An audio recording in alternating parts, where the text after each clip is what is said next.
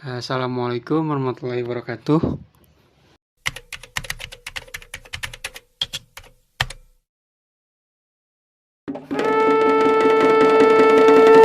Terima kasih karena udah klik video ini, dan kali ini kita bakal ngebahas tentang Islam di Sri Lanka.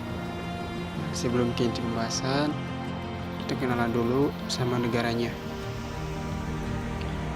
Sri Lanka dengan nama resmi disebut sebagai Republik Sosialis Demokratik,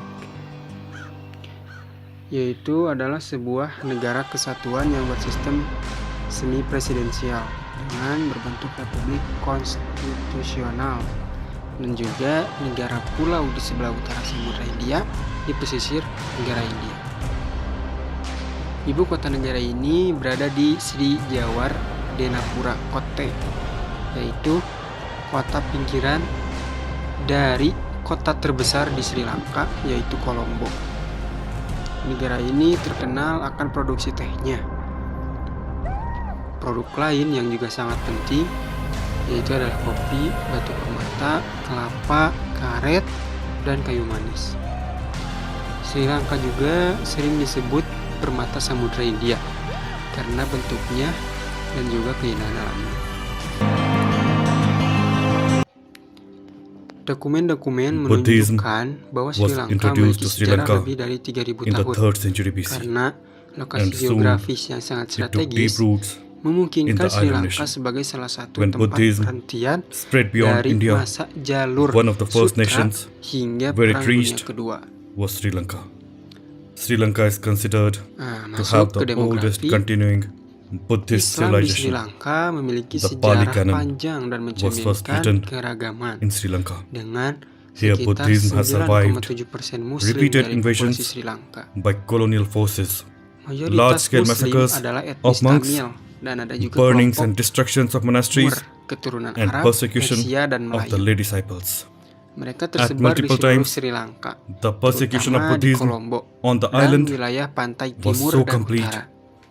that hardly a Meskipun couple of minoritas, ordained monks komunitas survived Muslim on the memainkan island, peran penting dalam and Sri Lanka budaya had to dan import monks identitas pulau ini. from other countries Meskipun like banyak Thailand menghadapi and Myanmar tantangan seperti to konflik save etnis Buddhism dan masalah hak from asasi extinction. manusia. Let's understand how Buddhism reached this beautiful Yang kedua, island, yaitu tentang sejarah how it was masuknya Islam challenged ke Sri Lanka. by Indian kings. Islam mulai berkembang di Sri Lanka sejak kedatangan pedagang Arab pada abad ke-8. Mereka menetap dan menyebarkan Islam, terutama setelah Portugis tiba pada abad ke-16 yang membuat banyak Muslim Mur bermigrasi. Pada abad ke-18 dan ke-19, Muslim Jawa, Melayu, dan tahanan politik dari Indonesia juga berkontribusi pada pertumbuhan populasi Muslim di Sri Lanka di bawah penjajahan Belanda dan Inggris. Misalnya, Pangeran Amir yang dibuang ke Sri Lanka pada tahun 1787 karena bertentangan dengan Sultan Atta. Itu adalah contoh salah satu tokoh yang berperan dalam sejarah Islam di Sri Lanka. Adapun jejak peradaban Islam di Sri Lanka. Yang pertama, tahun 1980. Pemerintah Sri Lanka membentuk Departemen Urusan Agama dan Budaya Islam, khusus menangani kepentingan Muslim Sri Lanka. Ini juga merupakan sikap tegas pemerintah Sri Lanka terhadap usaha etnis Tamil yang berusaha menjadikan Muslim Sri Lanka sebagai bagian dari etnis Tamil.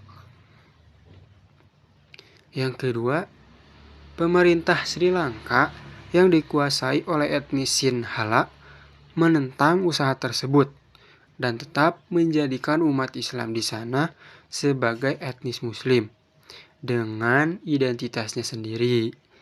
Selain Muslim Sunni, yaitu mazhab Syafi'i dan Hanafi, serta komunitas kecil Syiah, komunitas Ahmadiyah di Sri Lanka sudah berdiri sejak tahun 1915. Tetapi Muslim Sri Lanka menganggap Ahmadiyah bukan bagian dari Islam. Yang ketiga, Tokoh dan organisasi muslim yang tinggal di kawasan Petah membangun sebuah masjid yang sangat impresif. Masjid ini begitu terkenal di kota Kolombo, sampai-sampai disebut sebagai Mersu, tandanya kota Kolombo, sejak selesai dibangun tahun 1909 hingga saat kini. Masjid tersebut terkenal dengan nama Masjid Petah atau Saman Kotai. Aslinya bernama Masjid Jami'ul Alfar. Saat ini ada sekitar 5.000 masjid di Sri Lanka yang senantiasa berkoordinasi dengan Departemen Urusan Agama dan Budaya Islam di Sri Lanka. Yang keempat, Zahira College merupakan sekolah Islam pertama di Sri Lanka yang dibangun pada tahun 1892 oleh tokoh Muslim Sri Lanka, yaitu Abdul Aziz dan Arasi Marikar Wapci Marikar dengan bantuan dana dari Ahmed Orabipasa. Nah, untuk pembahasan selanjutnya ada tokoh yang sangat menonjol berperan penting, yaitu pada saat pembangunan Zahira College tadi merupakan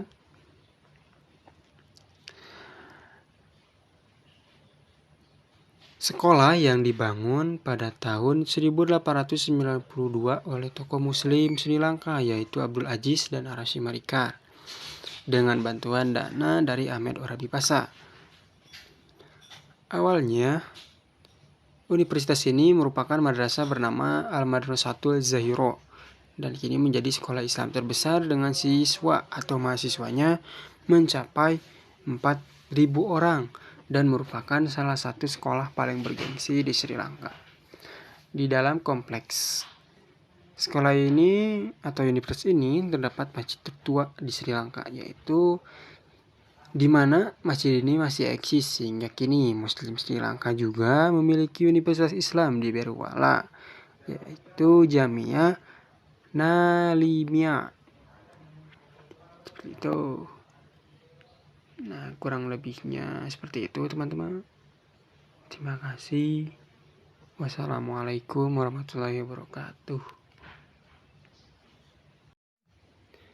Selanjutnya ada problematika yang dirasakan oleh umat muslim di Sri Lanka pada tahun 2012 dengan masuknya kelompok ultranasional BBS ke kancah politik pada akhir tahun, lebih tepatnya yang pesannya diperkuat oleh kelompok militan Sinhala yang lebih kecil, Sinhala Ravaya dan Rapana Balakaya.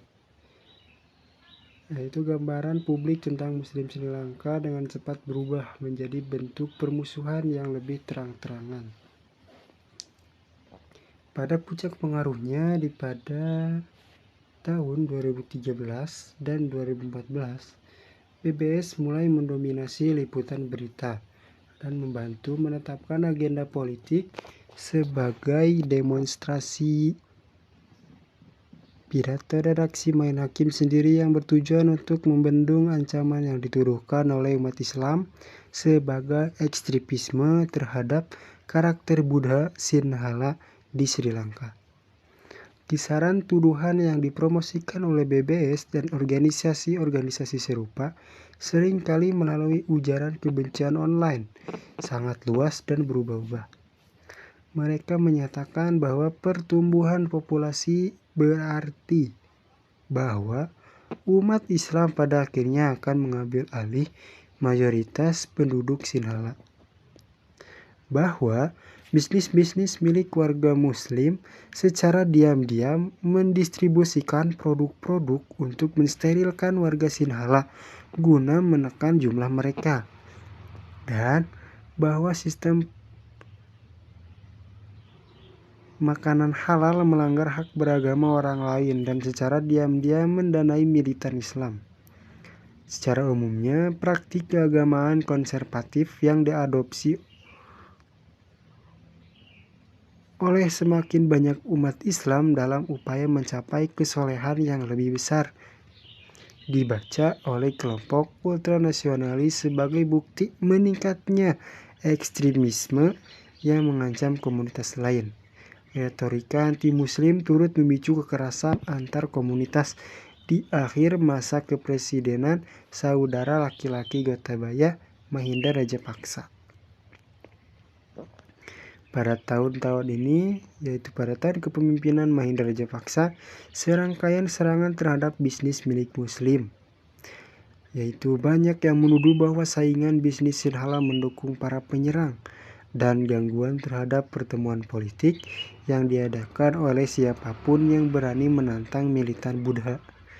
Dengan latar belakang demonstrasi massal yang mengecam dugaan ancaman tersebut, ditimbulkan oleh ekstremisme umat Islam. Dalam pidatonya pada bulan Juni 2014 di kota Alugama, Ganasara menyatakan kepada banyak orang, negara ini masih memiliki polisi Sinhala, tentara Sinhala. Jika satu orang Sinhala tersentuh, itu akan menjadi akhir bagi mereka semua, yaitu bagi umat Islam. Beberapa menit kemudian, ratusan pendukungnya berbaris melalui lingkungan muslim di dekatnya, memicu kehancuran selama 2 hari yang menyebabkan 3 muslim dan 1 penjaga keamanan Tamil tewas. Para perusuh Sinhala, banyak dari mereka yang datang dari luar daerah tersebut, menargetkan masjid-masjid dan tokoh-tokoh milik muslim, serta rumah-rumah untuk dibakar dan dirusak. Polisi secara luas dituduh hanya membantu para perusuh. Terdapat problematika lain yang terjadi dalam kehidupan umat Islam di Sri Lanka. Beberapa masalah yang berkaitan dengan pelanggaran hak yang terjadi pada perempuan di Sri Lanka, yaitu mengizinkan perkawinan anak dengan tidak menetapkan usia minimum pernikahan bagi umat Islam selama 18 tahun. Guanzi mengizinkan pernikahan dengan anak di bawah usia 12 tahun. Tidak ada persyaratan persetujuan, lisan maupun tulisan, dari pengantin wanita. Hanya suami yang diberi hak untuk bercerai unilateral tanpa alasan. Mas kawin dibayarkan oleh perempuan kepada laki-laki. Kai kuli disebutkan di sana. Akses perempuan muslim terhadap pengadilan sangat dibatasi di pengadilan kasasi. Perempuan yang terkena dampak telah diartikulasikan di beberapa forum bahwa mereka didiskriminasi oleh sistem pengadilan partikuasi yang secara signifikan berbeda dari sistem pengadilan sipil dan tidak memungkinkan kalian mengikuti berwarna hukum. Perempuan sering dianiaya oleh kuasis yang tidak kompeten. Para juri di pengadilan tidak diberi perlakuan yang sama seperti suami mereka. Tidak dapat mengungkapkan sisi mereka atau dipercaya secara verbal, diancam dan dipenjara. Di pengadilan selama proses kasus mereka lebih sering daripada bukan diri sama laki-laki.